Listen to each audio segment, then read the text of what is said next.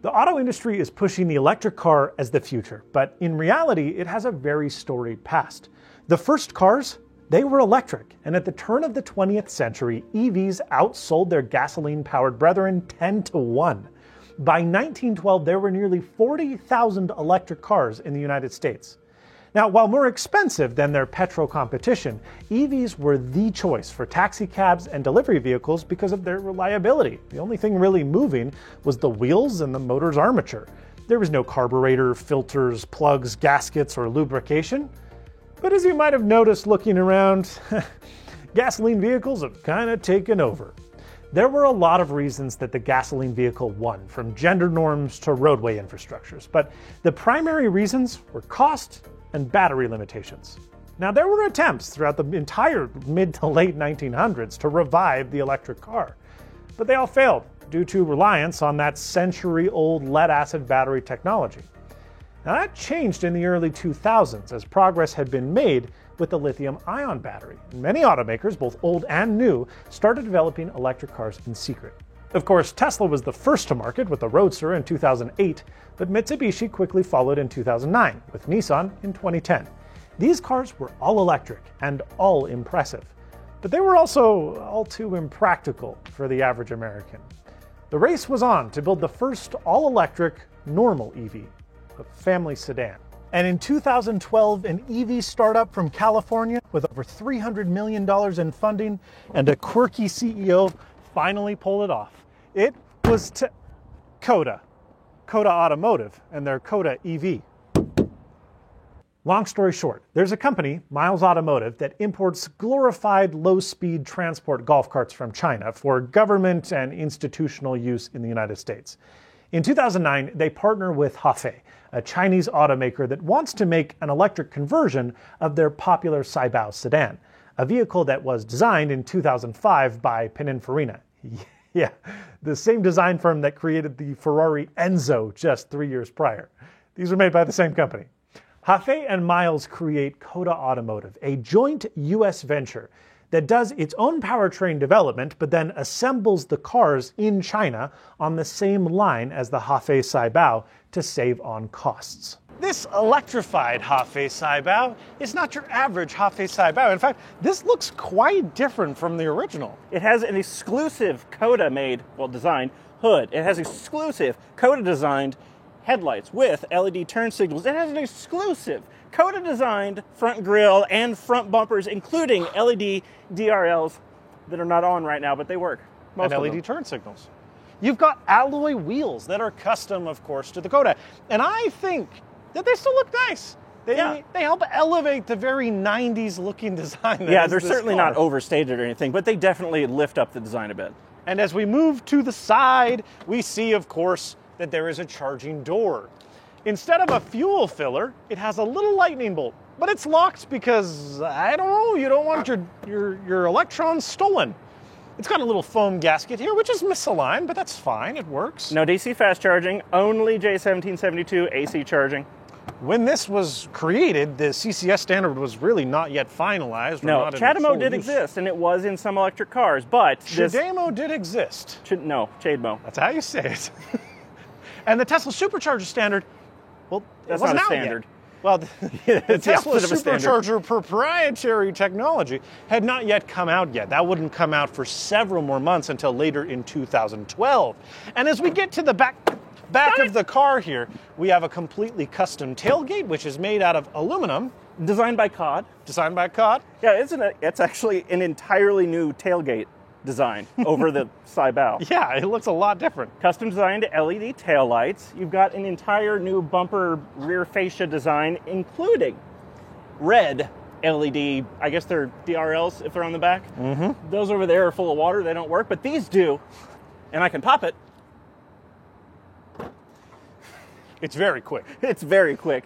And there's no manual way to open this. If the trunk popper breaks, which it does on 100%, well actually 99% of cars, because yours still somehow is holding together, the only way to open the trunk is to climb through the back seats and pull the emergency release on the inside, which I have done hundreds of times now. But mine works. And here we have an all-electric badge, because frankly, If you didn't know it was electric, if they didn't tell you, you probably wouldn't think it was electric. And that was the point. It wasn't supposed to be a Nissan Leaf. It wasn't supposed to scream, eco-friendly. It was just a car that was supposed to look like a car and feel like a car and be made of car. And it didn't require an engineering degree to drive. It didn't require ownership of a nail salon to drive. It's just a car. It tried to be normal. It somewhat succeeded. Do you know what rhymes with EV? X3. Okay, so that doesn't actually rhyme at all, but I needed to transition into today's sponsor, the Insta360 X3 Action Camera. This thing is seriously impressive. It has half-inch sensors, which gives you the ability to shoot 5.7K 360-degree video. Now you might be wondering, okay, what, for VR? Well, yes, but no. It gives you the ability to shoot first and reframe later. It gives you unlimited creativity in post-production. Their flow state stabilization with horizon lock gives rock solid stability no matter the camera's actual orientation. And their new Me mode keeps the frame fixed on you. Thanks to the camera's 2-in-1 design, you don't have to shoot in 360-degree video. You can shoot 4K single camera action video as well. It has an excellent 2.22-inch touchscreen, which allows for appless navigation, but when it comes time to edit, the app really is best in class and even integrates new AI features like the ability to swap the sky with an entirely different one to take control of nature. This is bananas. Let me show you a few shots. First, we put the camera on the fender of the Coda. We turn on 360 active HDR. We can reframe wherever we want, facing traffic, or on us, driving. Or, using a selfie stick, you can do a camera bumper shot like this, which gives a video game-like perspective, something really cool that can only be achieved in 360 cameras. Last, this thing is a great vlogging camera. Walking around, you can get good audio while the camera stays focused on you thanks to Me mode, no matter what your hand is actually doing. Take a listen. Hey, just testing the audio on this. So then what are you waiting for? Check the link in the video description to get your Insta360 X3 today. If Coda can be credited with doing anything right, if it excelled anywhere, it would be here in the powertrain.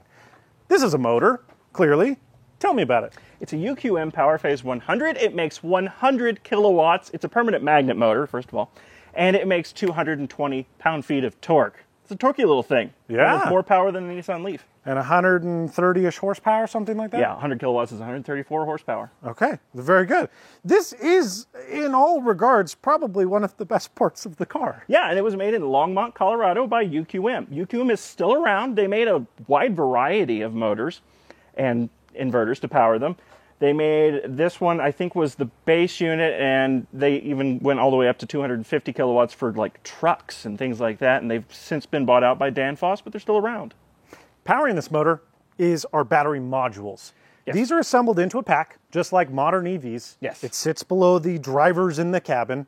And, well, it's kind of interesting because the chemistry of these battery cells is a chemistry that Tesla just started using last year, lithium iron phosphate.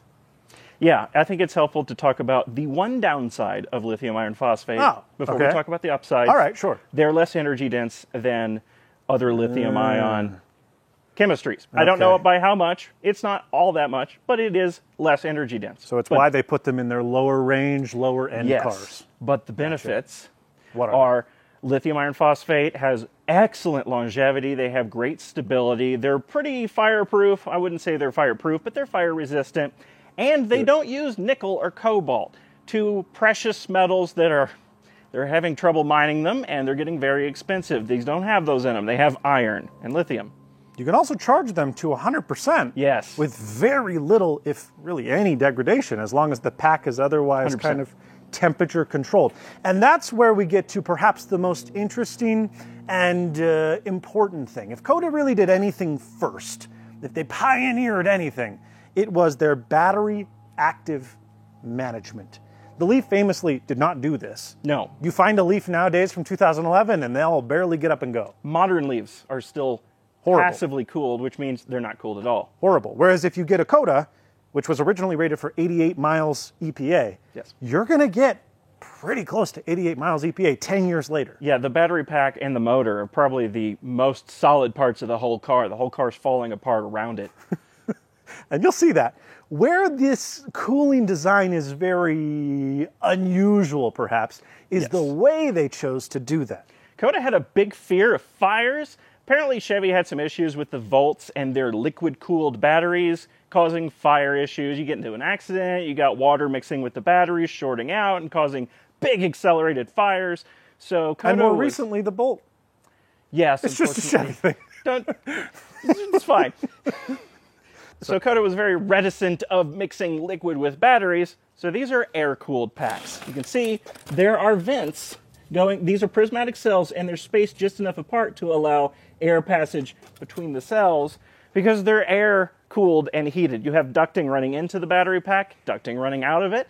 And before it goes into the battery pack, it passes over either a heater core or the air conditioning condenser or evaporator, whichever one is on that end. So these. Yes. These would heat or cool coolant. Yes. This is a resistive electric coolant heater. Which would then have air blown over the top of the hot or cold fluid. Yeah, it's the same heating into the system battery that pack. you would have in an internal combustion engine car, except instead of an engine that's heating up the coolant, you got this thing which draws like 7 kilowatts or something ridiculous. Okay, I have a question. This is effectively a heat pump as well. Why not use this for heating up the coolant I don't know, in don't addition question to it. cooling? Don't question it, I don't know.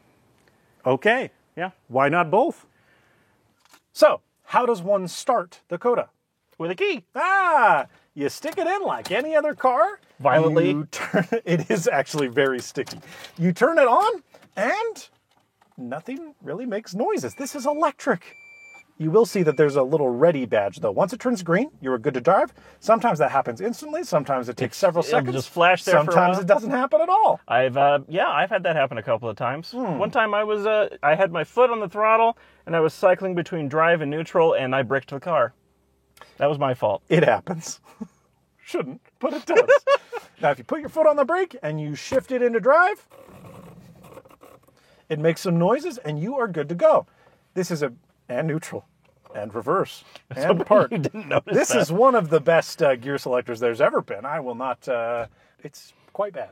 But there's no positive it is- engagement. it is That's a the little worst part. high-tech. And You you would can't think- just slam it in the park either. No. Well, you made a liar out of me. Now, should we do something? Should we remove the key while it's in drive? That sounds like a recipe for disaster. Don't do that. What if I did? Don't do that. I have bricked my car doing that. You're going to regret this. Oh, no. It's still in drive. Now, what if I put it back in? Neutral. Okay. Reverse. All right. Drive. You notice what's not on? Your ready light. Okay, well, I didn't turn it all the way yet. Here we go. Okay. This COTA's built for the races. Let's go. That was just so disappointing.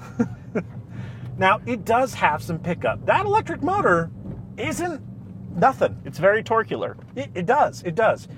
Look, it's not a Tesla. It's not, frankly, any modern vehicle, but this was 2012. And at the time, this did have get up and go. You weren't going to finish a quarter mile faster than... Well, look at the comparison. You had the Nissan Leaf with 110 horsepower, 80 Right. kilowatts, which is 20 less than this. Yep. And then you had the Mitsubishi i-MiEV. That had Right. 40 kilowatts. This is definitely faster than that. Yeah, By and a it'll go. substantial margin. We've got 3 people in here, and it accelerates. It's not going to leave you wanting. No, but yeah, it's fine. It's fine. And not any better than just fine. Now, it does have some regen. If we let off the gas, it will start to regenerate. We are slowing down. That's not aggressive, but it does do it.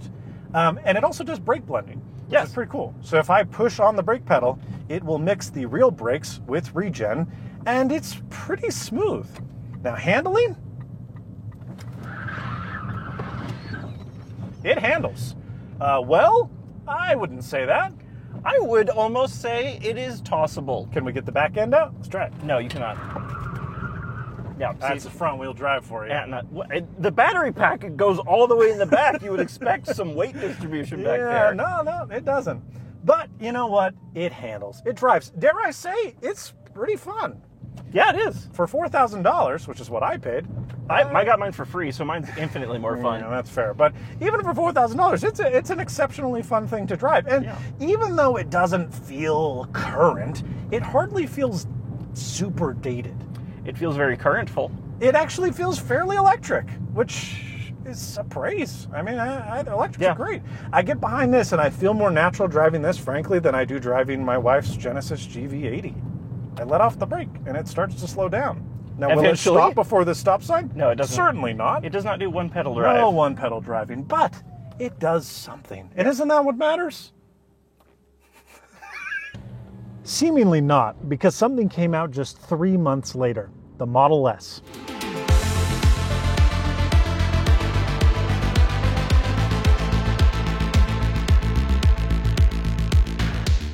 So the little startup that had been building cars out of a garage based on a Lotus glider just a few years prior had a new factory and a new fully electric sedan that was first of its kind. The Model S had a lot of firsts. It had a completely liquid-cooled powertrain and battery pack with up to 85 kilowatt hours of capacity. It had an in-house rear-wheel drive motor with 362 horsepower, 325 pound-feet of torque, and a 0 to 60 time that rivaled some supercars. The interior ditched all convention and tried something completely new. And it was impressive. The writing was on the wall for COTA. I mean, the Tesla is, look at it. It's beautiful. Meanwhile, the COTA looks like, oh, the COTA's over there, sorry. The Model S has a powered, expansive, roomy cargo area.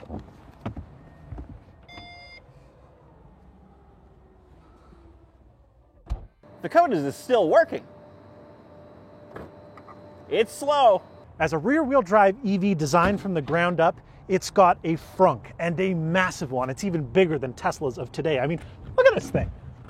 The COTA has bits. There's an inverter and some power distribution, some HVAC equipment. There is, unfortunately, no space to carry around your luggage or dead people.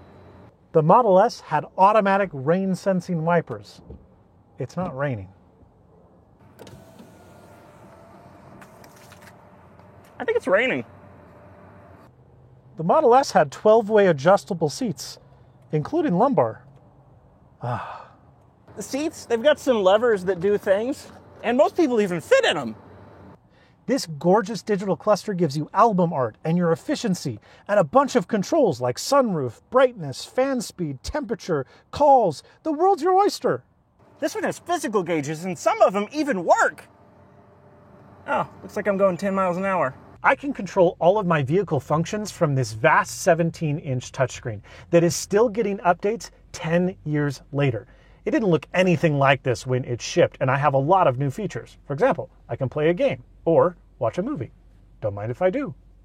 This has what COTA dubs the green screen, which is a pixelated, blurry, somewhat seizure-inducing depiction of what the battery might be doing. This was configurable with an up to 80 amp charger, which would charge your car at home faster than any other Tesla shipped since, and faster than almost any EV ever made. The COTA has a total of 2 onboard AC chargers, totaling 6 kilowatts of AC charging and no DC fast charging at all. The cruise control isn't traffic aware, but it does the job. The top speed of the COTA is limited to 80 miles an hour, so I sort of have cruise control if I keep my foot welded down. I don't have any speed adjustment though. Oh, and the Model S is fast. Really fast. 0 to 60 in 6 seconds. Now that's no contest against cars of today, but for the time it was shocking. And against the COTA... Yeah, okay, sure. The COTA isn't a Tesla, but it's not trying to be. It's not a luxury sedan. It's the everyman's EV, right? Well, that's the problem. The base Model S had a 40 kilowatt hour battery, which was over 20% larger than that of the COTA, and it was available for just shy of $50,000 with all of the options we just talked about. The COTA was nearly 40 grand. It was a car too unremarkable with a price too high, unfit for what it offered. And the Leaf from Nissan absorbed the budget EV market for many years until the Tesla Model 3 launched in 2018. The COTA did teach me a valuable lesson, however. I waste my money on the stupidest stuff. Stay snazzy.